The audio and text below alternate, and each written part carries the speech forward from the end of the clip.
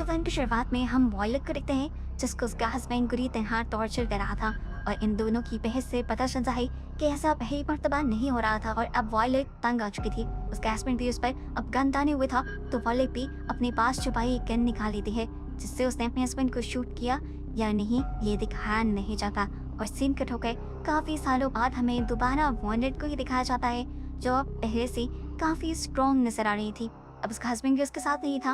अपनी जॉब के तौर पर वो उन लड़कियों को थेरेपी देती है जो अपने हस्बैंड के टॉर्चर का शिकार रह चुकी हैं। उसी घर पर उसकी बहन और बेटा रहती हैं और आज काफी सालों के बाद अपनी बहन के कहने पर वो किसी से मिलने के लिए तैयार होती है। हेनरी कि नहीं जिससे वॉलेट को मिलना था उसे आज तक उसे नहीं देखा था। वो उसके बताए 5 स्टार रेस्टोरेंट में भी आ गई थी जहाँ जाते ही उसकी एक आदमी से टक्कर हो जाती है। खैर वो उस पर ध्यान नहीं देती और बार साइड पर आके बैठ जाती है जहाँ उसकी वेट्रेस से बातें होने लग जाती हैं। और तभी उसके करीब एक रिचर्ड नाम का बूढ़ा सा इंसान आता है जो उसे किसी और नाम से पुकारता है। तो वॉयलेट हैरान होकर उसे देखती है। असल में वो वॉयलेट को अपनी फ्रेंड समझ रहा था लेकिन उसकी फ्रेंड अभी तक नहीं आई थी। ऐसे में वॉयलेट और रिचर्ड दोनों आपस में बातें करने लग जाते हैं। थोड़ी देर में रिचर्ड की दोस्त भी आ जाती है जिसे देखते वो अपने टेबल पर चला जाता है और यहाँ वॉयलेट नोटिस करते हैं कि कोई उसके फोन पर ड्रॉप्स भेज रहा था। यानी वो बिना कॉन्टेक्ट नंबर के वॉयलेट को पिक्चर्स और मैसेजेस भेज रहा था। ड्रॉप्स वही इंसान भेज सकता था जो वॉयलेट के काफी करीब बैठा हो। वो एक के नजर दौड़ाती है तो सबके फोन उस जैसे थे, सभी फोन यूज कर रहे थे। वो ये पता नहीं चला पाती कि उसे ड्रॉप्स कौन भेज रहा है। अभी वो ये सब सोच रही थी कि इतने में यहाँ पर हेनरी भी आ गया और उसका ध्यान सारा हेनरी की तरफ चला गया। अब हेनरी और वॉलेट अपने टेबल पर आ जाते हैं और एक दूसरे से फॉर्मल बातें कहना शुरू कर देते हैं। हेनरी वॉलेट से जब उसके बेटे के बारे में पूछता है तो फौरन उसे अपना फोन देखने का ख्याल आता है कि कहीं उसकी बहन का मैसेज तो नहीं आया हुआ। लेकिन वो देखती है कि उसे अभी बहुत सारे ड्रॉप्स आए हुए थे जिसके बारे में वो हेनरी को भी बता देती है। हेनरी भी इर्द गिर्द नजर घुमाने लगता है क्योंकि उसे भी पता था कि ड्रॉप्स भेजने वाला उनके करीब ही होगा। वॉलेट इन्हें इग्नोर करने लग जाती है लेकिन कुछ ही ड्रॉप्स के बाद अब वॉलेट को एक मैसेज आता है जिसे देखने पर वो एकदम से शॉक हो गई क्योंकि मैसेज में लिखा हुआ था चेक योर सिक्योरिटी कैमरा। वो जल्दी से अपने घर के सीसीटीवी कैमरास की फुटेज ऑन करती है तो दिखती है कि इसके घर में कुछ नकाबपोश आ चुके थे। उसके हाथ में इस टाइम गन भी थी और ये देखकर वॉलेट के मुंह के सारे हवास उड़ जाते हैं। इससे पहले कि वो इस बारे में हेनरी को बता देती है एक नया मैसेज उसके पास आ जाता है जिसमें जो भी इंसान था वो इसे इस बारे में खामोश रहने को कह रहा था। घबराते हुए वॉलेट यहाँ से उठकर थोड़ी दूर जाती है और पुलिस को कॉल करने की कोशिश करती है तो उसे अगला मैसेज मिलता है कि तुम्हारा फोन मैंने क्लोन कर लिया है, अब जो भी तुम अपने फोन में कर रही हो मैं वो देख सकता हूँ और पुलिस को कॉल करने की कोशिश भी मत करना, नहीं तो अंजाम की जिम्मेदार तुम खुद होगी। इसी सब के दौरान वो दोबारा उसी इंसान से टकरा जाती है जिससे वो एक मरतबा पहले भी टकराई थी। इस मरतबा भी वॉलेट इसे इग्नोर करती है और वॉशरूम में चली जाती है। वो वॉशरूम में जाकर लड़कियों से हेल्प मांगना चाह रही थी लेकिन उसे दोबारा मैसेज आ गया कि कोई चालाकी मत करो और वॉलेट ये समझ गई कि उस इंसान की हर जगह उस पर नजर है, इसलिए वो किसी को भी कुछ बताए बगैर वापस अपने टेबल पर आ जाती है। अपना एक्सप्रेशन को ठीक करते हुए उसने दोबारा हेनरी से बात करना शुरू की और यहाँ पर मोबाइल में उस आदमी से पूछा आखिर तुम हो कौन और चाहते क्या हो। तो वो आदमी वॉलेट से कहता है कि तुम्हारे सामने जो हेनरी है वो एक फोटोग्राफर है, इसके पास इसका कैमरा है जिसका मेमोरी कार्ड तुम्हें निकाल कर तोड़ना है। ये वो तभी कर सकती थी जब हेनरी उसके टेबल पर ना होता। उसे यहाँ से भेजने के लिए वो चालाकी से अपनी घड़ी उतार दी है और अपनी बैग में छुपा देती है और हेनरी कहती है शायद मैं अपनी घड़ी कहीं खो बैठी हूँ, क्या तुम उसे ढूंढ लाओगे। हेनरी की बात मानते हुए उसकी घड़ी को ढूंढने के लिए चला जाता है और इतने में वो हेनरी के बैग से हेनरी का कैमरा निकाल लेती है। इस कैमरा में मेयर के कुछ फोटोज और कुछ डॉक्यूमेंट्स थे, यानी मेयर की करप्शन की सबूत थी। जो भी था वॉलेट के जरिए वो यही सबूत मिटवाना चाह रहा था। वो मेमोरी कार्ड निकाल कर जल्दी से कैमरा वापस रख देती है और तभी हेनरी भी यहाँ आ जाता है। एक दो बातें कहने के बाद वो दोबारा वॉशरूम जाती है और वहाँ जाकर वो उस कार्ड को तोड़ देती है और दोबारा उस आदमी को मैसेज करके कहती है मैंने तुम्हारा काम कर दिया है, अब तुम मेरे घर से अपने बंदों को बाहर निकालो। लेकिन वो आदमी कहता है तुम्हें किसने कहा कि काम पूरा हो गया है, अभी काम रहता है। तुम यहाँ का टॉल बॉक्स खोलो, उसमें एक छोटा सा कंटेनर है, इस कंटेनर का लिक्विड तुम्हें किसी तरह हेनरी को पिलाना है। वो समझ गई कि ये पॉइजन था, वो किसी की जान नहीं ले सकती थी, इस काम के लिए वो साफ मना कर देती है। वो आदमी कहता है ठीक है अगर तुम उसे नहीं मारोगी तो तुम्हारा बेटा मर जाएगा। बस उसका बेटा ही तो उसकी कमजोरी था। यहाँ पर वो फंस गई और इस आदमी की ब्लैकमेलिंग में आकर हेनरी को मारने के लिए तैयार हो गई।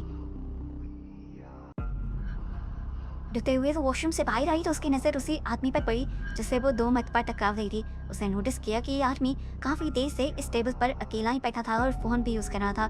उसे लगा कि यही आदमी उसे ड्रग्स बेच रहा है। इससे पहले कि वो कोई बात करती अपने टेबल पर वो देखती है कि हेनरी खेम वाला है। वो उसके पास जाती है तो हेनरी उसे कहता है कि मुझे लगता है तुम मेरे साथ कंफर्टेबल नहीं हो, तुम बार बार बहाने बना रही हो मुझसे दूर जाने के, तो बेहतर यही है कि मैं यहाँ से चला जाऊँ। इसी टाइम पर वॉलेट उसे रुक कर किस कहती है और उसे रुक जाने को कहती है। वो उसे कहती है कि मुझे तुम्हारे से कोई प्रॉब्लम नहीं है, मैं तो चाहती हूँ कि तुम यहाँ रुको। अभी वो ये बात ही कर रहे थे कि पीछे एक लड़की काफी शोर मचाते हुए यहाँ से चली जाती है।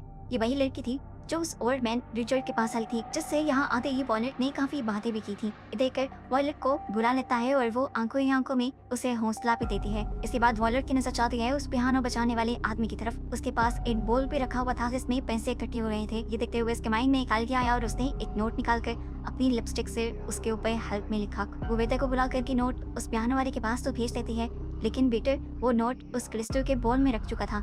वॉयलेट की नजर लगातार उस बोल पर थी। उसे उम्मीद नहीं थी कि वो इस नोट को देख लेगा, लेकिन लकीली के साथ मैंने उस नोट को देख लिया। इस नोट को देखते हुए उसने किसी को कॉल भी की। वॉयलेट को ये लगा था कि शायद उसने पुलिस को कॉल की। इतने में ही वेटर उनका भी खाना लेकर आ गए और वॉयलेट को उस खाने के अंदर अपना ही दिया हुआ नोट नजर आया, जिसकी दूसरी तरफ उसी इंसान ने दोबारा वॉयलेट को वार्निंग दी हुई थी। उसने पीछे मुड़कर देखा क्या ये पियानो बजाने वाला ये उसे ब्लैकमेल कर रहा था, क्योंकि एक ड्रिंक पीने से बहुत आदमी वहीं पर गिर गया। जरूर ये उसी आदमी की चाल थी जो आदमी नहीं चाहता था कि कोई पुलिस यहाँ पर आए। वॉयलेट ने बहुत बड़ी गलती कर दी थी।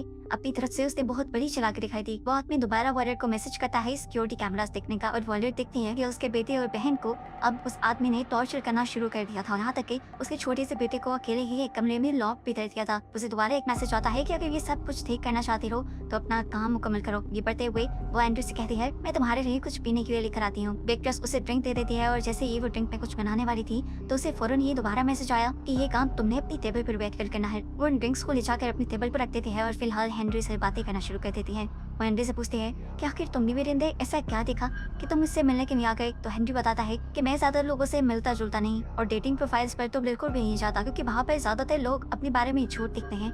लेकिन उस दिन मैंने नोटिस किया कि तुमने अपने बारे में सब सच लिखा हुआ था। बस यही चीज मुझे अच्छी न थी और मैं तुमसे मिलने के लिए आ गया। ये सुनकर वॉयलेट को भी अच्छा लगा कि हेनरी उसकी सच्चाई के लिए यहाँ आया था। वो अपनी जिंदगी की बाकी हकीकत और पास्ट भी हेनरी को बताना शुरू कर देती है कि उस में उसे बहुत ज्यादा टॉर्चर किया करता था, वो भी उसके बेटे के सामने, और इस वजह से वो बिल्कुल टूट गई थी। हर बार टॉर्चर करने के बाद वो मुझसे माफी मांग लिया करता था और ऐसे करता था कि जैसे सारी चीजें नॉर्मल हो गई हैं। मुझे भी लगता था कि शायद वो दिल से माफी मांगता है। मैं बार बार उसे माफ कर देती थी अपना धैर्य बचाने के लिए, लेकिन ठीक कुछ भी होने वाला नहीं था। जब मुझे समझ आ गया तो मैं सबसे बाहर निकल आई। ये सब बताते हुए वो बहुत ज्यादा इमोशनल भी हो गई थी। यहाँ पर हेनरी उसे हौसला देता है और उसके मूड को ठीक करने के लिए कुछ चॉकलेट्स लेने के लिए जाता है, और पीछे से मौके का फायदा उठाते हुए वॉयलेट उसकी ड्रिंक में 2-3 कतरे जहर के मिला देती है और आते ही उसे पीने के लिए दे लेती है। हेनरी उसे पीने ही वाला था, लेकिन तभी वॉयलेट को समझ आ गया कि वो बहुत गलत कर रही है। उसे बता भी नहीं सकती थी, इसलिए उसे जानबूझकर वॉयलेट के ऊपर ड्रिंक गिरा दी, जिससे वो अपनी ड्रिंक जहर वाली पी नहीं पाया। अब ड्रिंक के गिरने की वजह से उसके कपड़े खराब हो गए थे। हेनरी साफ करने के लिए वॉशरूम में चला जाता है तो यहाँ पर वो आदमी दोबारा वॉयलेट को मैसेज करता है और कहता है कि तुम ज्यादा चालाक बनने की कोशिश कर रही हो। ये देखकर वॉयलेट को बहुत ज्यादा गुस्सा आ जाता है और उसे लगता है कि मैसेज उसी आदमी ने किया है जो उसे टकराया था। वो उससे बात करने जाने ही वाली थी कि तभी यहाँ पर उसकी पार्टनर आ गई। वो कंफ्यूज हो गई कि अगर वो किसी का सच में इंतजार कर रहा था तो उसे मैसेज करने वाला इंसान कौन था। वो अब वेट्रेस के पास चली जाती है। वेट्रेस उससे कहती है मैं काफी देर से नोटिस कर रही हूँ तुम घबराई हो, क्या तुम्हारा पार्टनर तुम्हें तंग कर रहा है? अगर ऐसी सिचुएशन है तो मैं तुम्हारी मदद कर सकती हूँ। यहाँ आए दिन ऐसी सिचुएशन बनती रहती है, लेकिन वॉयलेट से कुछ नहीं कहती और कहती है यहाँ सब ठीक है, हेनरी भी अच्छा है। अब वॉयलेट इसी वेट्रेस से उस आदमी के बारे में पूछती है जिससे वो टकराई थी, तो वेट्रेस बताती है ये आदमी यहाँ पर आता ही रहता है, हमेशा वो सामने वाला टेबल बुक करता है, लेकिन आज उसे ये टेबल मिल गया। वॉयलेट देखती है कि आज उस टेबल पर रिचर्ड बैठा था और ये देखकर उसका दिमाग खोने लग जाता है। वो 2 ड्रिंक्स लेकर रिचर्ड के पास जाती है और उसे ड्रिंक ऑफर कहती है, तो रिचर्ड यहाँ उसे कहता है नहीं वॉयलेट, मैं ड्रिंक कर चुका हूँ। अपना नाम उसके मुंह से सुनते ही वॉयलेट का शब्द यकीन में बदल गया कि उसे ड्रॉप्स बेचने वाला कोई और नहीं बल्कि रिचर्ड ही है, क्योंकि जब से वो यहाँ आई थी उसने एक भी मर्तबा रिचर्ड को अपना नाम नहीं बताया था। वॉयलेट उसी से पूछ लेती है कि तुम्हें मेरा नाम कैसे पता हुई। सुनकर रिचर्ड हंसने लग जाता है और उसे अपनी सामने वाली चेयर पर बैठी को कहता है और साथ ही ड्रिंक करने को भी कहता है। वॉयलेट जानती थी कि वो उसकी किसी भी बात का इनकार नहीं कर सकती। ये पीने के बाद वो पूछती है कि आखिर तुम चाहते क्या हो? रिचर्ड कहता है बस मेरा आखिरी काम बचा है, वो तुम भी जानती हो, वो काम पूरा कर दो, मैं तुम्हें और तुम्हारे बेटे को आजाद कर दूंगा। वैसे तुम्हारी तारीफ करनी पड़ेगी, तुम हो बहुत चला, तुमने हेनरी को ड्रिंक पीने से भी बचा लिया, लेकिन तुम्हारी वजह से एक बहुत बड़ी गड़बड़ हो गई। वो बेचारा पियानो वाला बेकसूर ही मारा गया। चलो शुक्र है कि मैंने तुम्हारा वो नोट देख लिया, अगर मेरी नजर न पड़ती तो देखो हम मारे जाते। इन दोनों की इन्हीं बातों के दौरान यहाँ पर हेनरी भी आ जाता है जो वॉयलेट से पूछता है सब ठीक है ना? तो वॉयलेट जवाब भी कहती है हाँ ये रिचर्ड है मेरा दोस्त। हेनरी और रिचर्ड एक दूसरे को हेलो कहते हैं, जिसके बाद वॉयलेट हेनरी को एक ड्रिंक दे देती है, जिससे वॉयलेट के कहने पर हेनरी पी लेता है यही खड़ा खड़ा। ये पिलाने के बाद वो हेनरी से कहती है आप अपने टेबल पर जाकर बैठे, मैं बस रिचर्ड से थोड़ी सी बात करके आती हूँ। अब वो कहती है चलो मेरे घर से अपने बंदे को निकालो। रिचर्ड ने भी देख लिया था कि वॉयलेट ने उसका काम पूरा कर दिया है, इसीलिए वो अपने बंदे को कॉल करके कहता है कि काम पूरा हो गया है, जिसके बाद वो भी आराम से अपना डिनर करने लग जाता है और वॉयलेट यही बैठी उसे डिनर करता देखती रहती है। जब वो आधा खाना खा लेता है तब वॉयलेट कहती है, मैंने तुमसे झूठ बोला था, रिचर्ड की ड्रिंक ने मैंने जहर नहीं मिलाया। आगे देखकर रिचर्ड समझ जाता है और वो अपने खाने को खूनने लग जाता है और उसे याद आता है वो लम्हा जब रिचर्ड हेनरी को वो ड्रिंक पीते देख रहा था तो उसकी बदहानी का फायदा उठाते हुए वॉयलेट ने वो जहर उसी के खाने में मिला दिया था और जो ड्रिंक उसने हेनरी को दी थी उसके अंदर वो पॉइजन था ही नहीं। अब इस चीज के बारे में जैसे ही रिचर्ड को पता चलता है तो वो गुस्से में अपनी गन निकाल लेता है। ये देखकर वॉयलेट तेजी से पीछे की तरफ उठती है और हर बंदा उनकी तरफ दिखता है। पीछे से हेनरी भी सब कुछ देख चुका था। वो वॉयलेट को बचाने के लिए वॉयलेट के सामने आ जाता है और जब रिचर्ड गन चलाता है तो गोली हेनरी को लग जाती है। वो दोबारा वॉयलेट को मारने के लिए उसकी तरफ बढ़ा। इससे पहले कि अभी वो गोली चलाता पीछे से वेट्रेस आकर उसके हाथ पर हमला कर देती है, जिससे उसका हाथ मुड़ता है और गोली जाकर होटल के ग्लास से टकरा जाती है। अब ये देखते हुए उसे वेट्रेस पर भी गुस्सा आता है और वो वेट्रेस के ऊपर ही हमला कर देता है चाकू से और इस हमले में वो वेट्रेस भी बेचारी जख्मी हो जाती है। इसे जख्मी करने के बाद वो दोबारा गन लेकर वॉयलेट के सामने आ जाता है और इस मरतबा वॉयलेट अपने पास पड़ी कोई चीज उठाकर उसकी तरफ फेंकती है, जिससे बचने के लिए रिचर्ड साइड पर हो जाता है, लेकिन उस चीज की वजह से पीछे का सारा कांच टूट जाता है और हवा के तेज प्रेशर की वजह से हवा रिचर्ड को खींच लेती है।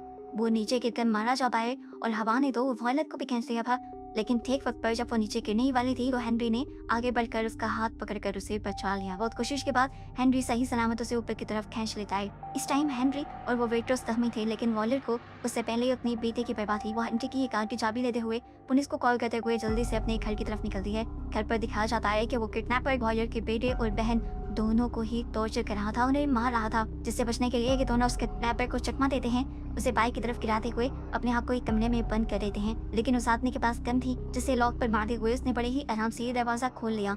अंदर आते ही वो इसी गन से वॉयलेट की बहन को शूट कर देता है और अब वो वॉयलेट के बेटे को भी मारने ही भरा था कि उसे बाहर से किसी चीज के खटकने की आवाज आई। असल में वॉयलेट अंदर आ चुकी थी, जिसने आते ही चाकू उठा लिया था। जैसे ही किडनैपर उसके सामने आता है तो वो आगे जाकर उसके कंधे में चाकू स्टैब करते हुए उसके ऊपर हमला कर देती है। गुस्से में ये किडनैपर वॉयलेट को उठाकर दूर फेंकता है। अब वॉयलेट इस आदमी के सामने कमजोर हो गई थी। वो आदमी उसे मारने के लिए आगे बढ़ा था। वॉयलेट कुछ नहीं कह सकती थी, लेकिन तभी इसका बेटा अपनी रिमोट कंट्रोल कार के जरिए उसके पास गन भेज देता है, जिसे वॉयलेट तेजी से उठाकर उस आदमी के ऊपर शूट कर देती है और अपनी जान बचा लेती है। फाइनली वॉयलेट ने अपने बेटे को इस खतरे से निकाल लिया था। कुछ टाइम बाद का हमें सीन दिखाया जाता है जहाँ वॉयलेट हॉस्पिटल में खाना लेकर गई थी हेनरी के लिए और अपनी बहन के लिए। उसकी बहन भी बच गई थी क्योंकि कोने सिर्फ उसकी बाजू को छूकर गुजरी थी और अब हेनरी भी काफी आराम में था। उसने हेनरी के साथ फैमिली बनाने का भी फैसला कर लिया था और ये सब लोग खुश भी थे। और बस यही सब दिखाते हुए ये मूवी यहाँ खत्म हो जाती है।